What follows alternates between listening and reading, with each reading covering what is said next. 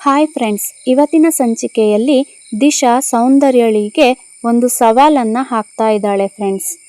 ಹೌದು, ಆ ಸವಾಲು ಏನಂದರೆ, ದಿಶಾ ಸೌಂದರ್ಯಳ ಹತ್ತಿರ ಹೋಗಿ ನಿನ್ನ ಎಲ್ಲ ಬಂಡವಾಳವನ್ನು ನಾನು ಸದ್ಯದಲ್ಲೇ ಬಯಲು ಮಾಡೇ ಮಾಡ್ತೀನಿ ಅಂತ ಹೇಳಿ ಸೌಂದರ್ಯಗೆ ದಿಶಾ ಸವಾಲನ್ನು ಹಾಕ್ತಾ ಇದ್ದಾಳೆ.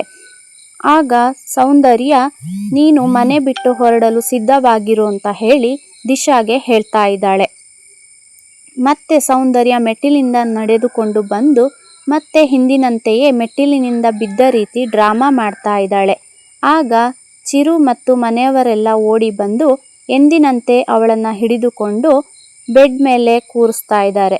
ನಂತರ ದಿಶಾ ಅಲ್ಲಿಗೆ ಬಂದು ಸೌಂದರ್ಯನಿಗೆ ಮಕ್ಕಳೇ ಆಗಲ್ಲ ಅಂತ ಹೇಳಿ ಎಲ್ಲರ ಮುಂದೆ ಸತ್ಯವನ್ನು ರಿವೀಲ್ ಮಾಡೇ ಬಿಡ್ತಾಳೆ ಫ್ರೆಂಡ್ಸ್. ನಂತರ ಮನೆಯವರಿಗೆಲ್ಲ ಶಾಕ್ ಆಗುತ್ತೆ. ಹಾಗೆ ಅಲ್ಲೇ ನಿಂತಿರುವಂಥ ಚಿರು ಅದನ್ನು ಕೇಳಿ ದಿಶಾ ಕೆನ್ನೆಗೆ ಬಾರಿಸೇ ಬಿಡ್ತಾನೆ.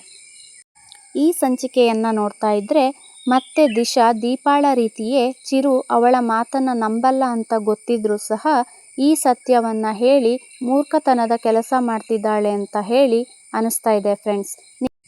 ಇವತ್ತಿನ ಸಂಚಿಕೆಯಲ್ಲಿ ದಿಶಾ ಮಾಡಿರೋದು ತಪ್ಪಾಗಿದೆಯಾ ಅಥವಾ ಸರಿನಾ ಅಂತ ಹೇಳಿ ನಿಮ್ಮ ಅಭಿಪ್ರಾಯವನ್ನು ಕಮೆಂಟ್ ಮಾಡುವ ಮೂಲಕ ತಿಳಿಸಿ. ಹಾಗೆ ಇನ್ನಷ್ಟು ಅಪ್ಡೇಟ್ಸ್ಗಳಿಗಾಗಿ ಈ ಚಾನಲನ್ನು ಸಬ್ಸ್ಕ್ರೈಬ್ ಮಾಡ್ಕೊಳ್ಳೋದನ್ನ ಮರಿಬೇಡಿ. Thank you for watching.